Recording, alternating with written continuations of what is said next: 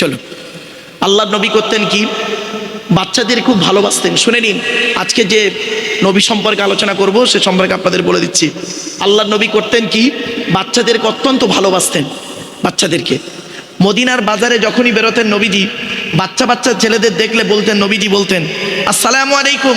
বাচ্চারা বলতো ওয়ালাইকুম আসসালাম রহমাতুল্লাহ। নবীজি বলতেন তোমার নাম কি? তার নাম বলল। তোমার বাপের নাম কি? বলল। মায়ের নাম কি? বলল।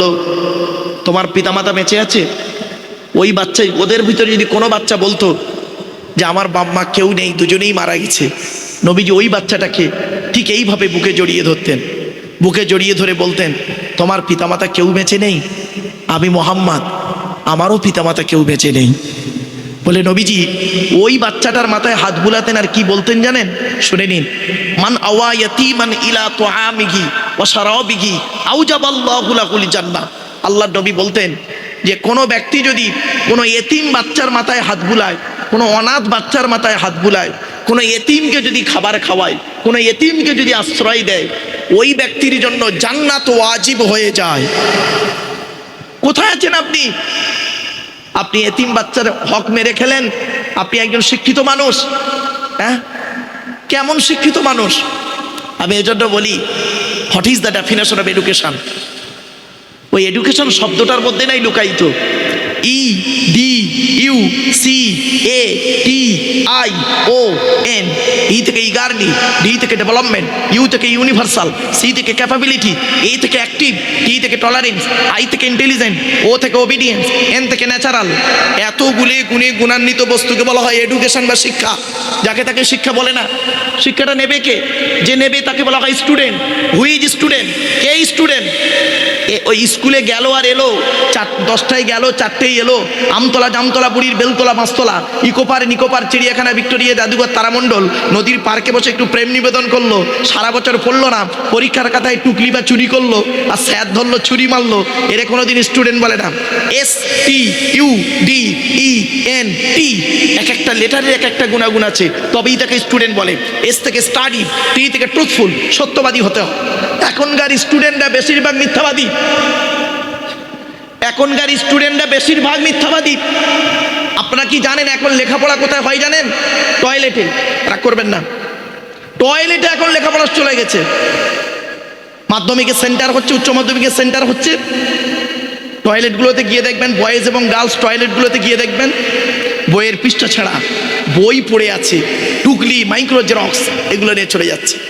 আর ওই ছেলেটা চুরি করে লেখাপড়া করে মাধ্যমিক পাস করলো, উচ্চ মাধ্যমিক পাস করলো, ভবিষ্যতে কোনো মাস্টার, ডাক্তার, ইঞ্জিনিয়ার হয়ে গেল, হয়ে গিয়ে স্টেজে এসে লেকচার দিচ্ছে 20 বছর পর। ওর লেকচার শুনে মানুষ সঠিক পথ পাবে, এটাকে বিশ্বাস করা কিরকম জানেন? ঠিক ওই কাঁঠালের আমসত্ত্বের মতো।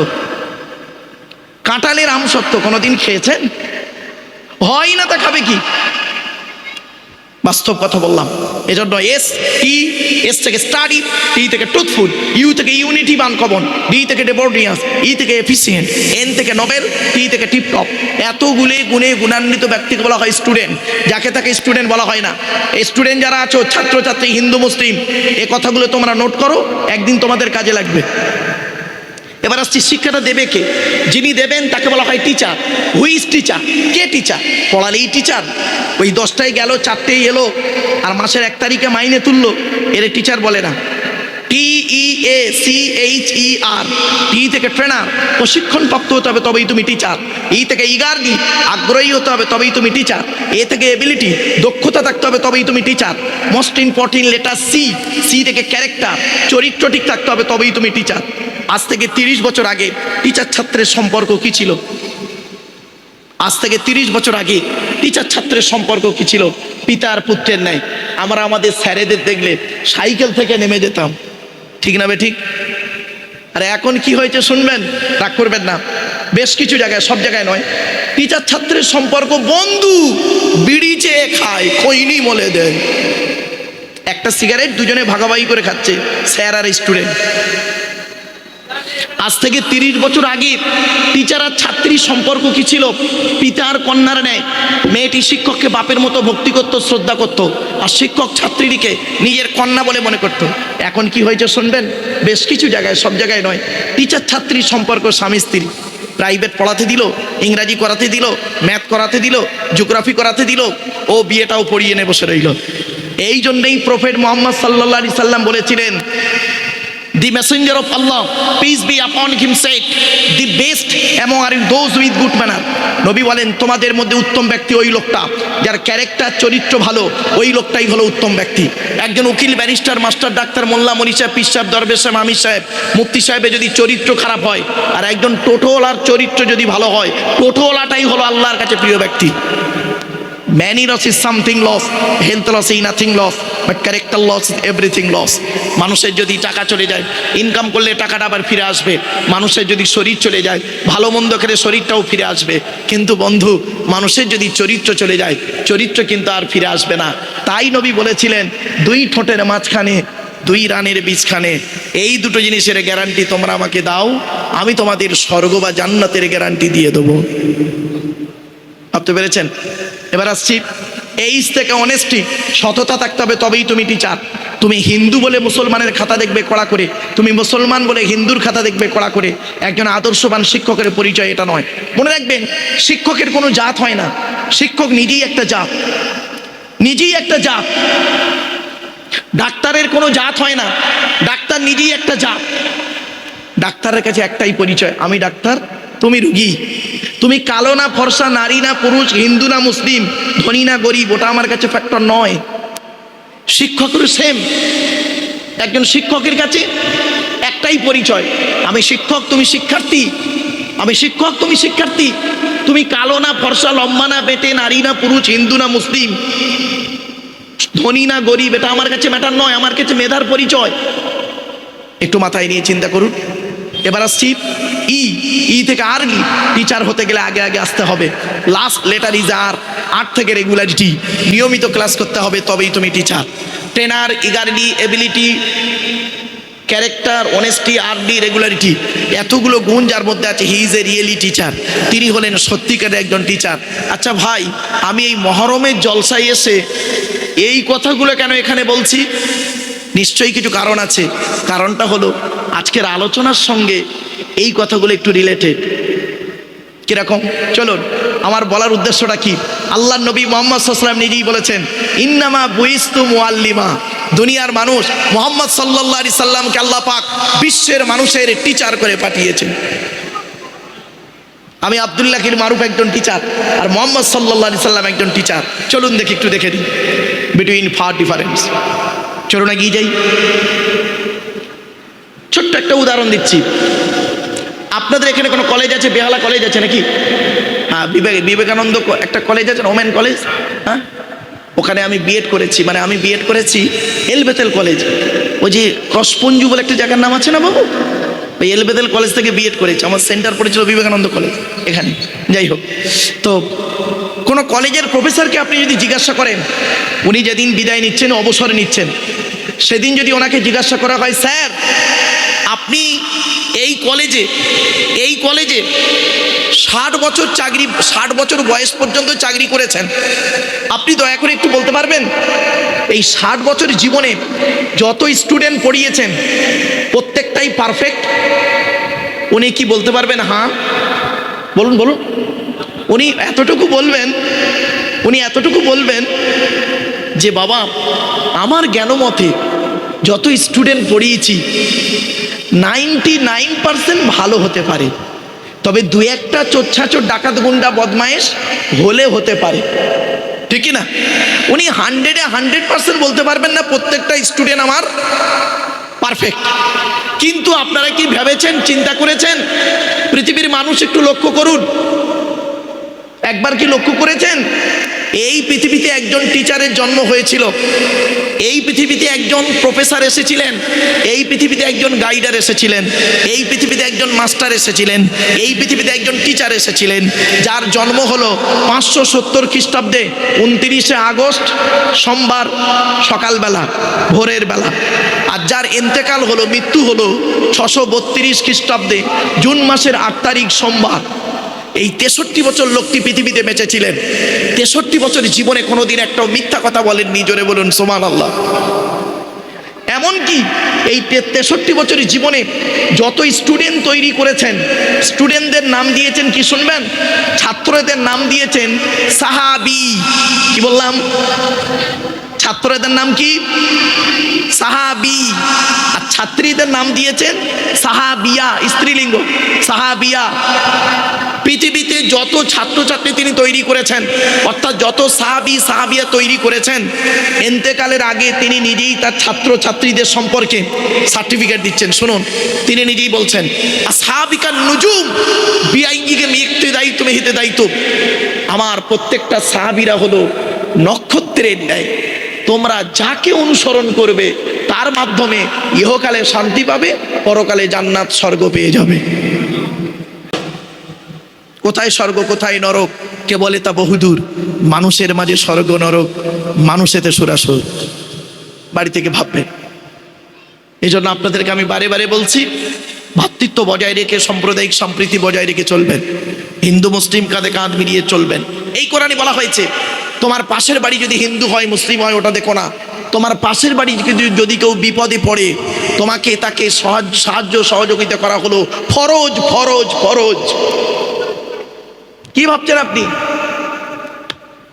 আপনি শুধু বোঝেন নামাজটাই ফরজ, রোজাটাই ফরজ, এটুকুই ফরজ আমরা জানি।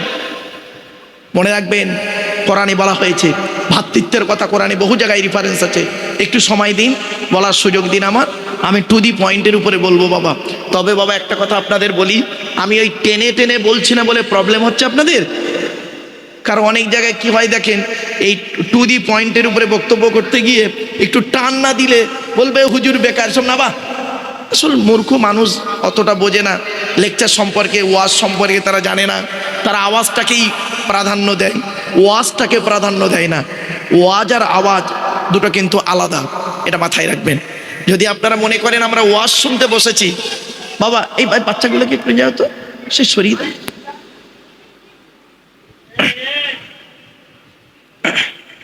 মনে রাখবেন, যদি মনে করেন যে আমরা ওয়াজ শুনতে বসেছি, তাহলে দয়া করে একটু চুপ করে থাকেন আর কথাগুলো একটু শোনেন, আমার সঙ্গে একটু সায় দেন, এইটুকুই যথেষ্ট আপনাদের কাছে। মনে রাখবেন, আমরা এমন মানুষ না, আমরা এমন মানুষ, একজন মদখোর যদি মসজিদে জুম্মার নামাজ পড়তে ওঠে, আমরা তাকে ঘাট ধরে মেরে বের করে দিই। ঠিক কি না বলেন? বলেন না, আমার সঙ্গে কথা বলেন। একজন মদখোর যদি মসজিদে ওঠে, আমরা তাকে কি করি? বের করে দিই। মদ খাওয়া হারাম, কিন্তু সুদ খাওয়াটাও হারাম। মদখোরকে মসজিদ থেকে মেরে বের করে দিলাম, আর সুদখোরকে মসজিদের সেক্রেটারি বানিয়ে দিলাম। আজীব। আমরা এমন মানুষ না, নিজের পাপের বাটখারা নিয়ে অন্যের পাপ ওজন করতে যাই। আমার ভাষা বুঝতে পারছেন? নিজের পাপের বাটখারা নিয়ে অন্যের পাপ ওজন করছি আমরা। আমরা এমন মানুষ না, আমরা দুধওয়ালাকে বলি, এই দুধে জল দিসনি তো, আর মদে জল মিশিয়ে খায়। আমরা এমন মানুষ না, দুধওয়ালা লোকের বাড়ি বাড়ি যায়, দুধ কিনে কেউ খেতে চায় না। মদওয়ালা দোকান দিয়ে বেহালায় বসে আছে, মোটর সাইকেলে তেল পুড়িয়ে মদ কিনে খেয়ে মারামারি করে বেহালা থানার ভিতরে চুপ করে বসে আছে লকাবে। রমজান মাসে হাজি সাহেবের বেটা। রাগ করবেন না, সনমাইন। আমরা এমন মানুষ না, 100 টাকার চোরকে গাছে বেঁধে মারি, 100 টাকার চোরকে গাছে বেঁধে মারি, আর 1000 কোটি টাকার চোরকে স্টেজে তুলে ফুলের তোড়া দিয়ে তাকে সংবর্ধনা জানাই। আমরা এমন মানুষ, আমরা এমন মানুষ না, আমরা অন্যের দিকে আঙুল লাগাই বেশি। কিন্তু মনে রাখবেন, মনে রাখবেন, আজকের আমি জাস্ট ফর এক্সাম্পল, সরি ক্ষমা চেয়ে নিচ্ছি, ধরুন আমি আপনাকে এক্ষুনি বললাম আপনি চিটিংবাজ, তো কটা আঙুল আপনার দিকে আছে? বলুন না প্লিজ, অ্যাটেনশন। একটা। আর 3টা আঙুল কোন দিকে? নিজের দিকে, মানে টিবিল চিটিংবাজ। এটা আমি কোনোদিন ভাবিনি। চালনি বোঝেন? চালনি, চালনি মা বোনেরা, হিন্দু মুসলিম মা বোনেরা আটা চালে, আটা চালে, কি বলেন আপনারা? কলকাতার মানুষ তো, চালনি। আচ্ছা, চালনির পিছনে ছিদ্র কটা? অসংখ্য ছিদ্র। বাহ। আর সূচ দেখেছেন সূচের পিছনে ছিদ্র কটা? একটা। তো চালনি একদিন সূচকে বলছে, তোর পিছনে ছিদ্র কেন রে? তা সূচ কি উত্তর দেবে বলুন আপনারা? ভাববেন। আমার ওয়াজ কিন্তু ভাবতে হবে। আমার ওয়াজ শুনতে গেলে একটু কর আঁকড়ি থাকতে হবে, একটু শিক্ষা থাকতে হবে, তবে বুঝতে পারবেন। আর বোঝার ক্ষমতা থাকতে হবে। চালনি একদিন সূচকে বলছে তোর পিছনে ছিদ্র কেন? তা সূচ কি উত্তর দেবে? আমার তো একটা ছিদ্র আর তোর 1000টা, আর তুই তোরটা দেখ। রাগ করবেন না। এই যুবক ছেলেরা, এই হিন্দু মুসলিম যুবক ছেলেরা শুনে নাও। হিন্দু মুসলিম যুবকদেরকে বলে যাচ্ছি, তুমি যদি সত্যিকারের ভদ্র মানুষ হতে পারো, প্রতিষ্ঠিত হতে পারো, তোমার গায়ের ছেঁড়া জামাটা হবে ইতিহাস। তোমার গায়ের ছেঁড়া জামাটা হবে ইতিহাস। যদি তুমি সত্যিকারের মানুষের মতো মানুষ হতে পারো, তোমার গায়ের ছেঁড়া জামাটা হবে ইতিহাস। আর যদি অমানুষ তৈরি হও, তোমার সুন্দর পোশাকটা হবে পরিহাস। পরিহাস মানে ঠাট্টা বিদ্রুপের। এজন্য অনুরোধ করে বলে যাচ্ছি, কথাগুলো একটু মূল্যায়ন করুন, একটু ভাবুন। চলুন একটু এগিয়ে যাই। এরপরে সৃষ্টিকর্তা বলছেন, তো দেহের মধ্যে আমি 3টে জিনিস আলাদা করেছি। মনে পড়ছে? আবার ব্যাকে এলাম। 3টে জিনিস আলাদা। 1 নাম্বার হলো কি? ব্লাড গ্রুপ আলাদা। 2 নাম্বার হলো 2 নাম্বার আর 3 নাম্বার বলার আগে ছোট্ট একটা প্রশ্ন করি। আপনারা আধার কার্ড করেছেন? বলুন না, করেছেন? আচ্ছা, আধার কার্ড করার সময় আপনাদেরকে অফিসাররা এই কথাগুলো বলেছিল, একটু দেখুন তো খেয়াল করে, মনে পড়ছে কিনা। চোখটা বড় করে চান তো, বলেছিলেন? আর 2 নাম্বার কি করেছিলেন? দুটো বুড়া আঙুলকে নিয়ে একটা কাঁচের উপরে খুব চেপে ধরেছিলেন। হ্যাঁ, 1500 বছর আগে এই কোরআনে এই কথাটি লেখা আছে। ভাবতে পেরেছেন এ কোরআন কি জিনিস? এ কোরআন থেকে আপনারা কি নেবেন? সবই রয়েছে এর ভিতরে, সবই রয়েছে কোরআনের ভিতরে। ভৌত বিজ্ঞান নেবেন, জীবন বিজ্ঞান নেবেন, জিওগ্রাফি নেবেন, রাজনৈতিক জীবন, পারিবারিক জীবন, সাংসারিক জীবন, সবই রয়েছে কোরআনের ভিতরে। কি নেবেন? এ কোরআনকে নিয়ে গবেষণা করছে কারা? America, London, France, Britain, Japan, Jordan, Germany ঠান্ডা করে বসে বসে কোরআনকে নিয়ে গবেষণা করছে। কারা করেছে? Humphry David, Michael Faraday, Einstein, Isaac Newton, doctor Maurice Bucaille, mister Cook, mister জাবিরিন, mister Campbell, Raja Rammohan Roy, Ishwarchandra Vidyasagar, Rabindranath Tagore, Acharya Jagadishchandra Bose, Francis Beck, William স্কিথমুর, Williams Harvey, Thomas, George Bernard, এরা কোরআনকে নিয়ে গবেষণা করলো। আমরা কিছু মানুষ কি করলাম জানেন? এই কোরআনটাকে ইউটিলাইজ করলাম কিভাবে? তেল পড়া, পানি পড়া, ওয়াজ করা, খতম পড়া, তাবিজ মোড়া, ঘর বন্ধ করা। আর এটাকে ইউটিলাইজ করলাম কিভাবে জানেন? টুপির মারামারি করলাম। গোল টুপি, লম্বা টুপি, চেরা জামা, ফাড়া জামা, তবলিগ, পুরপুরা, বেরেলি, ওয়াহাবি, জামাত ইসলামে, আহলে হাদিস, বুকে হাত বাঁধা, নাভির নিচে হাত বাঁধা, জোরে আমিন বলা, আস্তে আমিন বলা, নিজেদের মধ্যে ধর্মের মধ্যে মারামারি করে আমরা শেষ করে দিলাম। এ ওকে বলে কাফের, ও ওকে বলে কাফের। নাও ঠেলা, ঠিক না বেঠিক? এজন্য আমি আপনাদেরকে বলছি, এ কোরআন হলো সেই কিতাব যাকে নিয়ে সারা বিশ্ব গবেষণা করছে। এ কোরআনকে কম্পিউটারে রাখা হয়েছিল। এ কোরআন কম্পিউটারে রাখার পরে কম্পিউটারের স্ক্রিনে এটাই লেখা ছিল, ইহা এমন এক কিতাব যার মধ্যে কোনো ত্রুটি নেই। জোরে বলুন সুবহানাল্লাহ। কোথায় আছেন আপনি? আপনি এই কিতাবটাকে যাইতেই ভাবলেন? সারা বিশ্ব এই কোরআনকে নিয়ে গবেষণা করছে। এজন্য আমি আপনাকে অনুরোধ করব, আপনি বাড়িতে কোরআনকে একটু কোরআন পড়াশোনা করুন। কোরআনের বাংলা অর্থ বের হয়ে গেছে, সবই রয়েছে।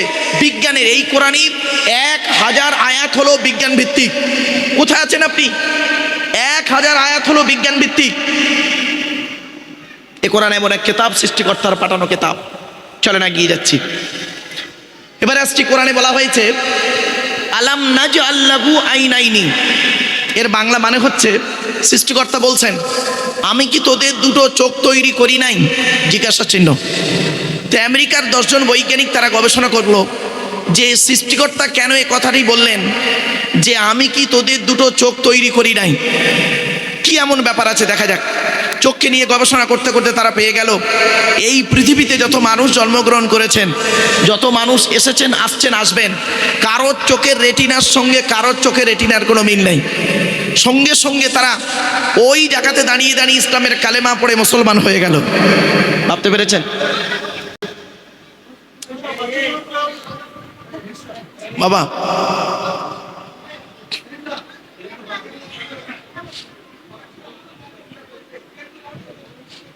ওকে ওকে বসতে লাও, ওকে বসতে নাও। থাক থাক থাক।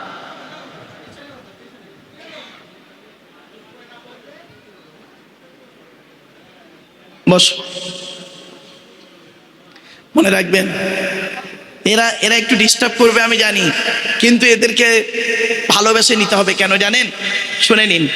ঘুমিয়ে আছে শিশুর পিতা, সব শিশুরই অন্তরে। এ বাচ্চাটা এখন শিশু, আমরা ওই জীবনটা কাটিয়ে এসেছি, মনে আছে? বাড়িতে আব্বা এত মিষ্টি এনেছিল, একটা মিষ্টি পছন্দ হয় নাই, মসজিদে একটা বাতাসা দেবে, ওইটা নেওয়ার জন্য মারামারি করেছিলাম, মনে পড়ছে? একটু একটু অতীতটা একটু অতীতে চলে যান, এটাই সিম্পল।